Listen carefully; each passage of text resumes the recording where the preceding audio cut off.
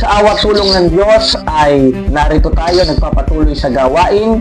Nais ko lang ipagbigay alam sa lahat ng pastor sa Luzon, Visayas, Mindanao ay hinahamon ko sila. Nagibain nila ang aking 5 proposisyon sa diskusyon. Dahil ayaw na nilang lumaban ng aral sa aral, ang pinupuntahan nila personal, ang pinupuntahan nila pamisikal. Sapagkat yan yata ang tinuturo sa kanila ng mga pastor nila pag hindi sila makalaban ng aral sa aral. Kaya mo kung panindigan yung mo ako? Huwag niyo ako itulak. Hindi kita tinutulak. Oo, huwag ko itulak. Nanunulak eh. Gumagamit ka ng puwersa pag tulak yan. Doon ka na nga. Huwag ka mataas. Oo. Doon ka na nga. Huwag niyo ako itulak. Sige, aabot tayo sa piskal nito. Takot ka palang pa. 13K din yan. 30K. Pinapatay mo yung mic. Yung maturo sa'yo ni Manalo, yan ang turo sa'yo ni Manalo. Kayo ang naninira sa simbahang Katoliko, sinasagot lang namin ang paninira ninyo sa simbahang Katoliko.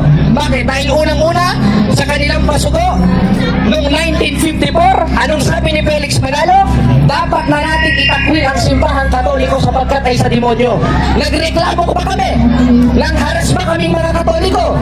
Hindi kami nangharas. Sinasagot lang namin ang ginagawang pamamaratang ng mga iglesia ni Cristo.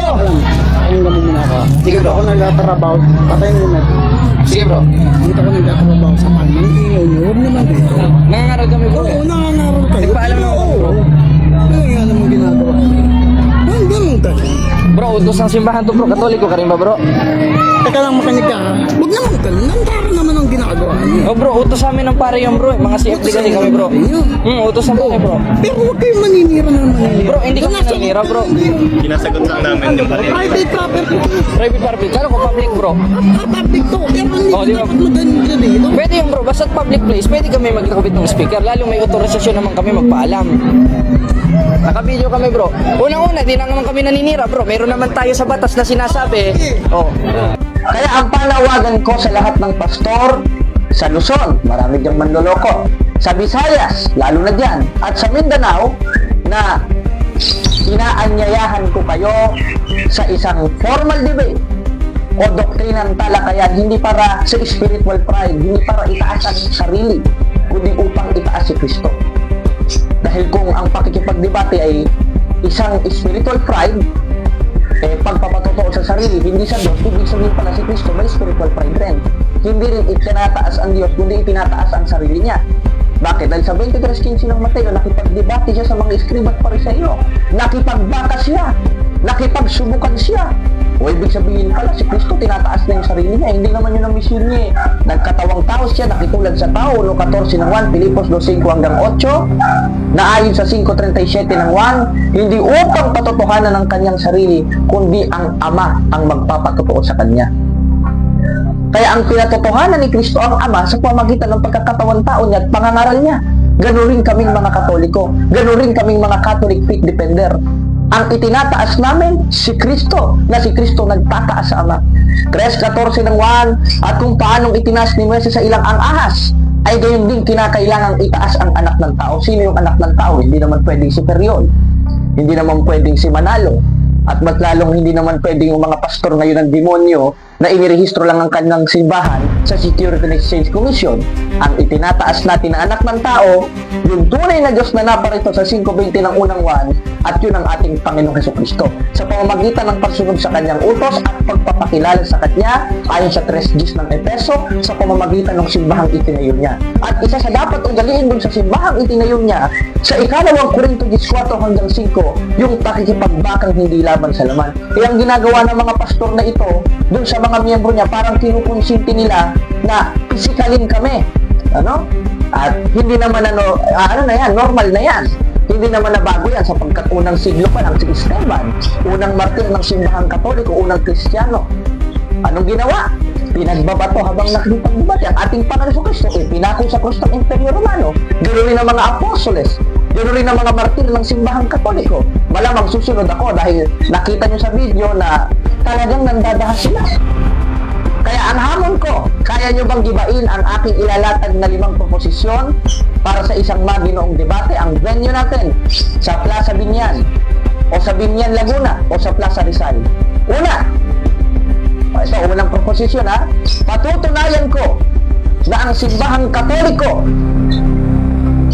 ayon sa kasaysayan at ayon sa Biblia, ang iglesia o simbahang itinayo ni Kristo. Period. Kakasa o tatakbo? Pangalawa, patutunayan ko na si Santa Maria Birhen ay tunay na ina ng Diyos ayon sa Biblia. Kakasa o tatakbo? Pangatlo, dun sa mga hamon ko sa mga iglesia ni Kristo ni Manalo na mahilig mandahas, gaya nung ating napanood kanina sa video, patutunayan ko na ang ating Panginoong Hesukristo ay tunay na Diyos ayon sa Biblia.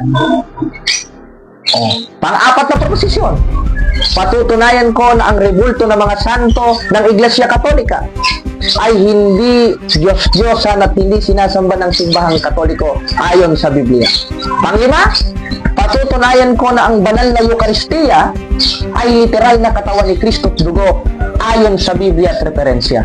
Yan lang naman ang 5 proposisyon ko. Baka mahirapan pa kayo dyan, mga pastor, at alam ko naman talagang mahihirapan kayo dyan. Kaya kung ano yung kumasa dyan sa aking 5 proposisyon, Marianology, Truth Church, Christology, at Sacrament, ay kayo magprosesyon. Ikapo, kaligtasan, anong gusto niyong tema? Kakasa ako. Dahil kayo lang ang nagkakasala sa ginagawa nyo sa pamagitan ng pandadahas ninyo. Kaya panawagan ko sa lahat ng pastor sa buong Pilipinas, hinahamon ko kayo sa isang magunoong debate. Hindi para itaas ang ating sarili, kundi itaas ang anak ng tao. Walang iba kundi ang ating Panginoon Jesucristo sa pamagitan ng pakibaka na hindi laban sa laman, na siyang ginagawa ng una ng mga apostoles sa 2 Korinto 14 hanggang 5. Kakasaba kayo o tatakbo? Yung sa mga kakasa, mag-PM kayo. Pero sa mga tatakbo at gagayahin ng mga bakla o mga LGBT sa debate, ay mag-comment na lang kayo. Dahil dyan naman kayo magaling. Pinaninindigan nyo lang talaga na antikristo kayo sa pamagitan ng pagtatakwil nyo sa aral ni Kristo. At isa sa manifestasyon nun, yung nasa 3:18 ng unang 1, na huwag kang iibig ng salita, ni nandilaman kundi ng gawat katotohanan. Dyan lang kayo magaling. Para kayong mga parot. Diyan o, comment na yan dyan o. O pag-comment na dyan, o kung ano-ano na sasabihin. At wala naman akong pakialam dahil hindi ko naman binabasa yung comment niyo. Dahil dalawa ang nagmamanage ng account na ito. Kaya dun sa mga kakasa, mag-PM kayo. Ayoko ng online, gusto ko personal, face-to-face, para merong kaayusan ng ating pagkakatipon at may patutunguhan na tunay na aral. Kung tunay na aral yung sa inyo, ay alam ko lang naman ang tunay na aral, yung itinuro ni Kristo na iniwan niya dun sa iglesia na dapat ugaliin doon. Na ayon sa 15:2 ng unang Korinto, sa pamamagitan naman nito, ligtas kayo. Kaya, kayong mga pastor, MCGI, INC, Born Again, PMCC, at lahat ng mga Christian denomination na mga kulto na inirehistro lang sa pamahalaan ng Pilipinas, kumasa naman kayo sa debate. Kung talagang nasa katotohanan kayo. Dahil wala kayong dapat ikatakot kung nasa katotohanan kayo, gaya ng ginagawa ko.